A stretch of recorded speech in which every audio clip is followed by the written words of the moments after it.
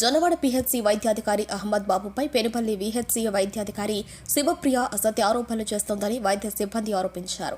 బుధవారం జొన్నవాడ పీహెచ్సీలో విలేకరుల సమావేశం నిర్వహించారు.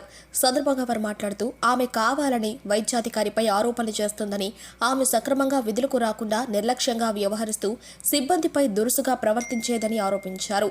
ఇలాంటి అభియోగాలు చేస్తుందని వారు ఆరోపించారు. ఉన్నతాధికారులు ఈమె ధోరణిపై విచారణ జరిపి చర్యలు తీసుకోవాలని వారు కోరారు. పత్రికా విలేకరులకు మొదటగా నా నమస్కారాలు. మొదటగా నేను పెనుబలి గ్రామంలో 7 సంవత్సరాల నుంచి నేను పనిచేస్తున్నాను ఏఎన్ఎంగా.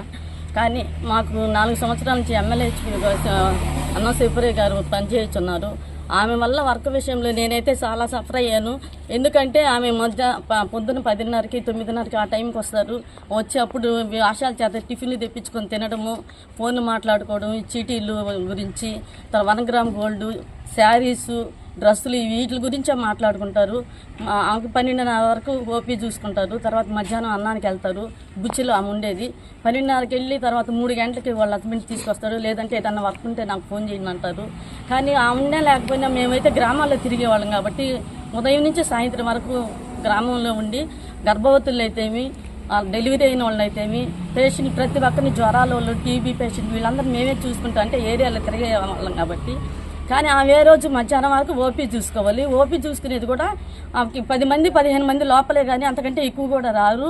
కానీ ఆ టైం వరకు ఈ ఫోన్లు చూసుకోవడం, వాళ్ళకి కావాల్సిన కొలీగ్స్తో మాట్లాడుకోవడము, ఈ చీటీల గురించే ఎక్కువ మాట్లాడుకుంటారు. కానీ వర్క్ విషయంలో ఎక్కువ ఆమె ఆసక్తి చూపరు.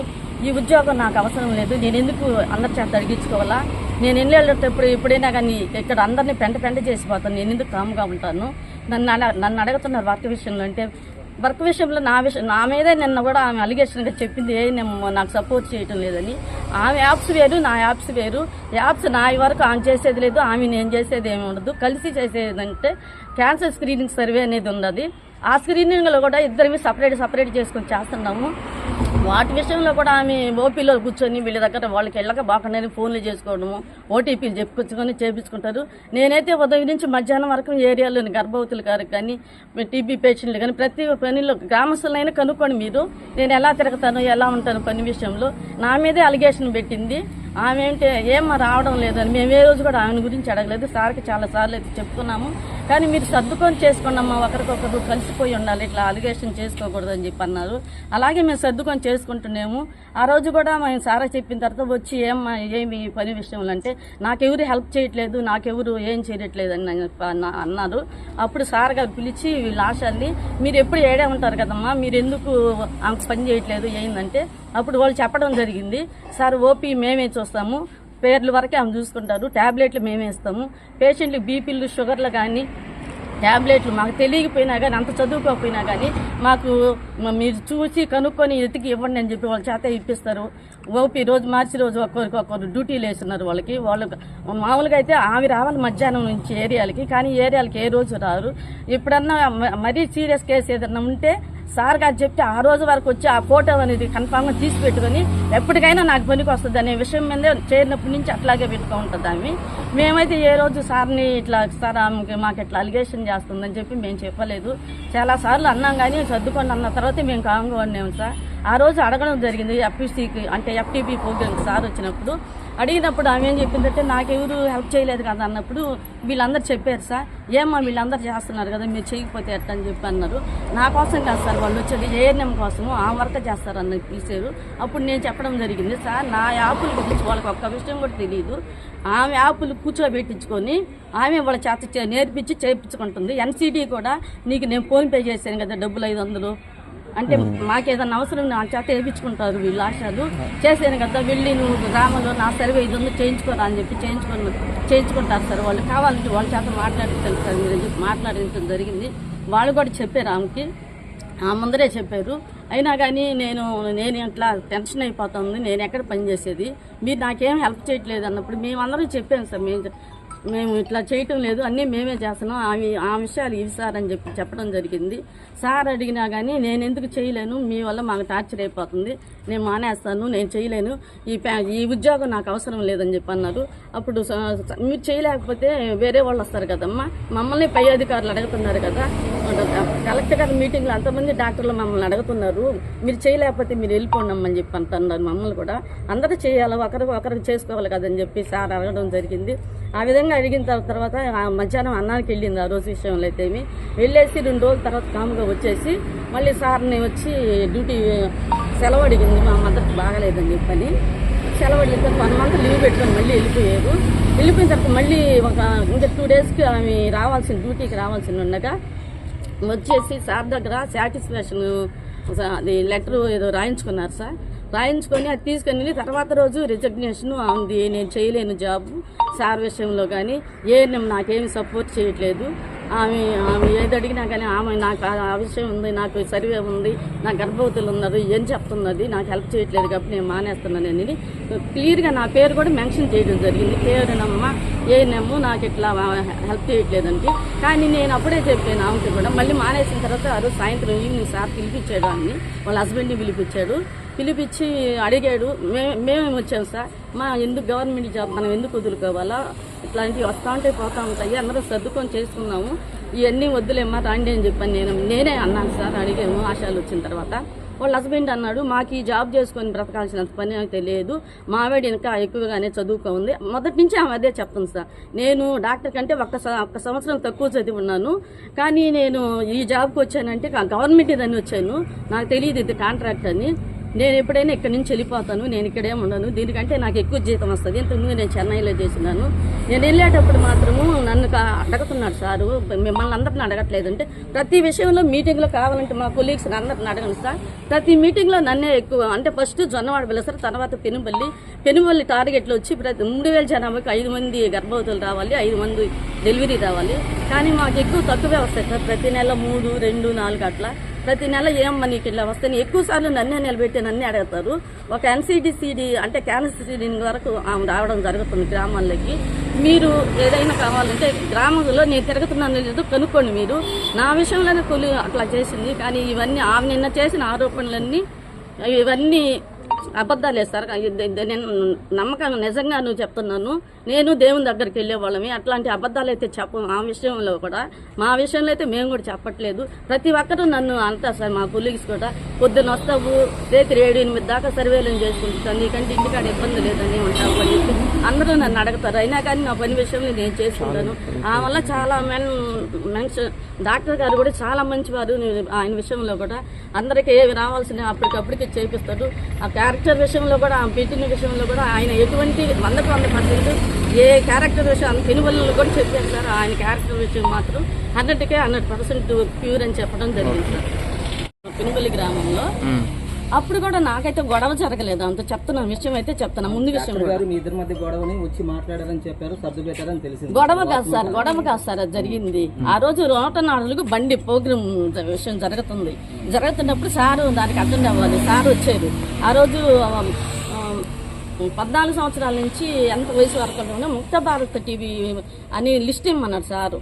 నేనంటే సూపర్వైజర్ సార్ వచ్చి నన్ను అడగడం జరిగింది, ఏమ్మా నేను ఇంకా లేదు పెనుబల్లి రాసిస్తాను నేను చెప్పి నేను చెప్పడం జరిగింది.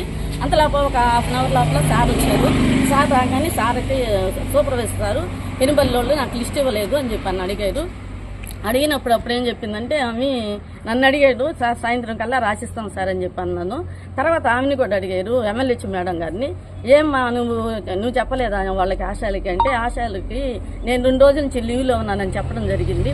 అది లీవ్లో ఉన్నా కానీ మీరు ఒకరంతా వాళ్ళకి ఇలా చెప్పాలి కదా వాళ్ళకి మెసేజ్ అనేది అన్నారు. నేను ఎక్కడ చేశాను సార్, నాకు ఎవరు హెల్ప్ చేయట్లేదు, నేను చేయలేను ఈ పని, నాకు ఎవరు ఈ హెల్ప్ అనేది చేయట్లేదు, నేను ఒక్కదాన్ని చేయలేకుండా, ఈ ప్రెజర్ ఎక్కువైపోతుంది, ఈ యాప్స్ ఎక్కువైపోతున్నాయి, ఇవన్నీ నేను చేయలేకున్నానంటే నువ్వు ఒక్కదాన్ని ఎందుకు చేస్తున్నావు, వీళ్ళందరూ ఆశయాలు ఎప్పుడు నేను వచ్చినప్పుడు ఉంటున్నారు కదా, ఉంటున్నారు కదా అని సార్ అడగడం జరిగింది. ఆ విషయంలో ఏంటంటే సార్ కాబట్టి మీ ఇద్దరి మధ్య గొడవ జరిగింది వాస్తవమే, దీన్ని చెప్తున్నా సార్, ఆ విషయం చెప్తున్నాను. సార్ అడిగాడు. తర్వాత ఆశాలు ఏఎన్ఎం అందరు ఉంటారు కదా, అందరూ ఎవరు హెల్ప్ చేయట్లేదమ్మా మీకు అని అడగడం జరిగింది. అప్పుడు ఆమె ఏం చెప్పిందంటే ఏఎన్ఎం కోసం వస్తారు వాళ్ళు, నా పని విషయంలో 2 ఉన్నారు. ఆ రోజు సుజాత, ఆ రోజు నా పేరు ఎస్ సుజాత, పెనుబల్లి గ్రామంలో ఆశాగా పనిచేస్తున్నాను. జొన్నవాడ PHC తరఫున అక్కడ క్లినిక్ ఉంది. అక్కడ మేడం శివప్రియ మేడం గారు ఉంటారు, ఎమ్మెల్యేగా పనిచేస్తున్నారు. మేమైతే 20 సంవత్సరాల పై నుంచి ఆశాగా పనిచేస్తున్నాం సార్. మాకు ఎటువంటి ఇబ్బందులు లేవు. చాలామంది మేడంలు వచ్చారు, మారిపోయారు, కానీ ఎటువంటి సమస్యలు ఎదుర్కోలేదు. మేడం వచ్చినప్పటి నుంచి మాకు ఒకటే రిస్క్ సార్, ఒకటే ఇబ్బందులు, ఒకటే బెదిరిస్తూ ఉంటారు. అక్కడ ఓపీలో మొత్తం సర్వీస్ మొత్తం మేమే ఇస్తాం సార్. మేడం అయితే ఒక్క పని చేయరు సార్. కూర్చొనట్టే నేను డాక్టర్ అమ్మని, నేను డాక్టర్ అఫ్సైల్గా కూర్చొని నేను మందులు రాస్తాను అంతేనే. మీ ఫీల్డ్ వర్క్ కానీ అన్ని మధ్యాహ్నం ఫీల్డ్ వర్క్ రావాలి సార్. మేడం ఒక్కరి కారు కూడా రారు, మేడం రానే రారు. ఏఎన్సీ కాడికి రారు, పిఎన్సీ కాడికి రారు, లెపర్సీ కేసులు కాడికి రారు, వీళ్ళు బెడ్ రెస్ట్ వాళ్ళ కాడికి రారు, మళ్ళీ టీవీ పేషెంట్ కాడికి రారు, హెచ్ఐవి పేషెంట్ కాడికి రారు. మొత్తం మమ్మల్ని పంపిస్తారు సార్. మీరు రాండి మేడం, మాకేం తెలుసా ఎన్ని ఫీల్డ్లో మమ్మల్ని అడుగుతున్నారు, మీ మేడం ఎక్కడ, మీకేం తెలిస్తే వస్తున్నారంటే, నేను రానమ్మా, మీ వర్క్ మీ ఏరియా వాళ్ళకి మీరే చేసుకోవాలా, నేను ఎందుకు చేస్తాను, నేను అబ్సెంట్గా ఉంటాను, అదే వీధులు పట్టుకుని తిరిగే జాబ్ కాదు అని చెప్తారు సార్. అదేమంటే నేనే మీకు జీతాలు పెట్టాలా, నా కింద మనుషులు మీరని ఏరియాలో కూడా చెప్పున్నారు సార్. మమ్మల్ని ఇంగ్లీష్లో ఎట్టంటే మాట్లాడతారు, మాకు తెలీదని. మేము మందులు మేమే సర్దాలా, మాపులు మేమే వేయాలా, బూజు మేమే తొడవాలి సార్. మందులు మాకు తెలియదు సార్, కొన్ని మాత్రలు అవన్నీ అట్టే కూర్చొని మా చేత ఇప్పిస్తారు సార్. పేషెంట్లు వస్తే వాళ్ళకి ఇంజక్షన్లు కూడా నేర్పిస్తాను, వేయండి అన్నారు సార్. నాకైతే భయం, నేను నేర్చుకుని నేను ఎట్టంటే వేస్తే మళ్ళీ మా మీదకి వస్తారు, ఏరియా వాళ్ళతో పని కాదని చెప్పాను సార్. ఆ విషయం మేమేంటి చాలాసార్లు సార్ గారికి కూడా చెప్పుకున్నాం, డాక్టర్ గారికి. సార్ సర్దుకోండి, ఒక దగ్గర పనిచేసే వాళ్ళు కొత్త వాళ్ళే అలవాటు పడిపోతారులే, మీరు అందరు కలిసి చేసేవాళ్ళు కదా, ఉన్నమ్మా సర్దుకోండి అన్న తర్వాత మేము మా పాటికి మేము ఎన్ని ఎదిరించి కూడా ఎప్పుడు ఇద్దరికి ఏం చెప్పం సార్. ఏనమ్మ గారికి కానీ ఎమ్మెల్యే మేడం గారు, ఆ మేడం ఒకసారి అది ఒక విధంగా మాట్లాడతారు సార్, తగ్గింపు లేకుండా మమ్మల్ని ఎట్టంటే మాట్లాడతారు సార్. మేము అయినా తగ్గించుకునే ఉంటాం సార్. ఆ సార్ చెప్పుకున్న తర్వాత ఆ రోజు ఎఫ్ఈసీ జరుగుతుంటే పనులు ఎవరి పనులు వాళ్ళు చేసుకోండి అమ్మా, టార్గెట్ పూర్తి చేయండి, స్కూల్ అన్ని కొట్టండి, సిడిఎన్సిడి చేయండి అంటే సిడిఎన్సిడి వీళ్ళు ఎవరు నాకు హెల్ప్ చేయరు సార్ అనేసారు సార్. అప్పుడు మమ్మల్ని సార్ పిలిస్తే మేము వెళ్ళాము లోపలికి, ముగ్గురు ఓపీ చూసుకుంటే కాడ మేము బీపీఎల్ షుగర్లు కూడా మేమే చూస్తున్నాం. అప్పుడు కూడా అందరూ ఉన్నాం సార్, ముగ్గురు. సార్ ఇప్పుడు ఒక్కరే రారు, మేము అందరూ ఉన్నప్పుడే వస్తారు విజిట్కి వచ్చినా కానీ. అప్పుడు అడిగినప్పుడు మేము హెల్ప్ మొత్తం మేమే చేస్తాం సార్, మొత్తం మా చేత చేపిస్తారు. మేడం అయితే బయటకే రాదు సార్, మధ్యాహ్నం ఫీల్డ్ లేకని చెప్పారు సార్. అప్పుడు అందరూ వాళ్ళు చేస్తున్నారు కదా, ఇంకేం నీకు ప్రెషర్ ఎక్కువ అంటే నేను చేయలేను సార్, టార్గెట్లు అన్నీ ఎక్కువ ఉన్నాయి, నేను చేయలేను, నాకు హెడేక్గా అయిపోతుంది అని, ప్రెషర్ ఎక్కువ అయిపోతుంది అని చెప్పారు సార్. అప్పటి సార్ సరేలేమ్మని చెప్పి వచ్చేసారు. ఆ మేడం ఏందేందో మాట్లాడుకుంటా చెడ్డగా అట్లా మాట్లాడతారు సార్. తొక్కల జాబు నాకేం అవసరమా, నేను బయటికి వెళ్ళి ఎక్కడికైనా చేసుకుంటాను, ఆఫ్సైల్గా 2 లక్షల రూపాయలు దాకా తెచ్చుకుంటాను నేనని అట్లాగా మాట్లాడుతూ ఉంటారు సార్. వచ్చిన పేషెంట్లతో కూడా అట్లాగే సార్ గురించి ఏందో మాట్లాడతా అసహ్యంగా చెప్తా ఉంటారు సార్. సార్కైతే మేమేం చెప్పలేదు సార్, ఇప్పటికి మా సమస్యల గురించే చెప్పాము, కానీ మమ్మల్ని అయితే భలే ఇబ్బంది పెట్టారు సార్. మేము అన్నిటి సర్దుకున్నాం, ఆ మేడం చెప్పిన మాటలన్నీ ఖండిస్తున్నాం సార్, చెప్పిన మొత్తం అబద్ధాలు. అందరికీ నమస్కారం. నా పేరు కల్పన. నేను జొన్నవాడి పీకిస్తీ పెనుపల్లి గ్రామం, జొన్నవాడి పీకిస్తీ తరఫున పెనుపల్లి గ్రామంలో ఆశాగా పనిచేస్తున్నాను సార్. మాకు ఎమ్మెల్యే మేడం గారు ఉన్నారు మాకు వీకిసీలో. మేము ఎమ్మెల్యే మేడంకి మేము అన్ని పనులు చేస్తాం సార్, కానీ మేడం ఏ పనులు చేయలేదని చెప్పింది. దాని వరకు అయితే మాకు చాలా బాధాకరంగా ఉంది. అదైతే మేము అసలు మర్చిపోలేకుండా ఉన్నాం సార్. అంటే మేము చేస్తున్నాము, చేయలేదని చెప్పింది కాబట్టి మాకు అంత ఇదైపోయింది. వర్క్ పరంగా కూడా సార్, ఇప్పుడు మనసులో ఉండి లేకుండా సార్, మనసులో నా ఏరియాలోకి ప్రతి ఒక్కరికి నేను ఇంటికి కూర్చి వస్తాను సార్. కావాలని ఇప్పుడు మేము ముందు కూడా నెగ్గిస్తాం, ప్రతి ఒక్కరికి ఇంటికి కూర్చి వస్తాం. మేడం గారు అంటే వచ్చినా రాకపోయిన వాళ్ళు ఈ రోజు ఉంటారు, రేపు మనం ఉండే గ్రామంలో మనమే చూసుకోవాలి, వాళ్ళతో మనకేం పని అని చెప్పి మేడంతో కూడా నేను వాదు పెట్టుకోను సార్. నేనే చూసుకుంటా, బీపీలు షుగర్లు అన్నీ మేమే చూస్తాము అన్నీ చెప్పేశారు. అన్నీ మనసులో మొన్న అది ఒక పేషెంట్కి బీపీ చూడాలని చెప్పారు సార్. బీపీ మిషన్ చెడిపోవాలి, అది బాగు చేయండిమా, మేము బీపీ పోయి మీరు ఎట్టా రావటం లేదు ఏరియాలోకి, మేమైనా ఏరియాలో పోయి చూస్తామంటే బీపీ మిషన్ మేము డబ్బులు పెట్టి మేము బీపీ మిషన్ మేము బాగు చేయించుకొని నేను పోయి ఏరియాలో నువ్వే పోయి చూడు అనింది. మమ్మల్ని అయితే సార్ వర్తపరంగా అయితే సార్ కూడా మేడం ఏం అనలేదు సార్. సార్ ఏ మాట అయినా వర్తపరంగానే మాట్లాడాడు, ఏరే ఉద్దేశంతో సార్ మాట్లాడలేదు. సార్ వచ్చిన తర్వాత మా జొన్నవాడి పీకిసీ కూడా సార్ అంతకుముందు వేరే విధము, సార్ వచ్చిన తర్వాత జొన్నవాడి పీకిసీ బాగా ఎదిగింది. బాగా మాకు అన్ని సౌకర్యాలు కూడా బాగా చేశాడు సార్ చేసినట్టు ఏది కూడా ఇంకా లేదు ముందున్నట్టు సార్ మీద ఆమె ఇచ్చిన ఆరోపణలు అయితే అన్నీ మేము ఖండిస్తున్నాము. ఏ ఒక్కటి నిజం కాదు, అన్నీ అబద్ధాలే సార్ని కూడా మా ఓపీకి వచ్చిన వాళ్ళకి మా ముందు బూతులు తిట్టింది సార్. అవి మేము సార్కు చెప్పలేదు. ఒక ఏఎన్ఎంకి మేము చెప్పుకొని మేమే బాధపడ్డాము. సార్ దాకా కూడా రానిలేదు. ఇంత దూరం వచ్చింది కాబట్టి ఇప్పుడు అవి కూడా చెప్పాల్సి వస్తుంది. మమ్మల్ని తీసేపిస్తాదంట. ఆమెకి నా మీద పని చేయకుండా ఉంటే మిమ్మల్ని తీసేపిస్తానని మాట్లాడింది. నేను నాకు కానీ ఎదురు తిడితే నేను పోయి డిఎంహెచ్ ఆఫీసులో కూర్చుంటాను, అక్కడ మాట్లాడి తీసేపిస్తానని కూడా అన్న సందర్భాలు ఉన్నాయి సార్. మమ్మల్ని వేధించారు కూడాను. నాకు హెల్త్ ప్రాబ్లం సార్, నాకు క్యాన్సరు. అయినా కానీ నేను అట్టే చేశాను. సార్ని నాకు ఆ వ్యాధి వచ్చినప్పుడు సార్ని అడుక్కుంటే మీ ఇంట్లో ఏం చేసుకోలేను సార్, మేము పేదవాళ్ళని చేసుకుంటే తినాలని సార్ని ప్రాధాయపడ్డాను.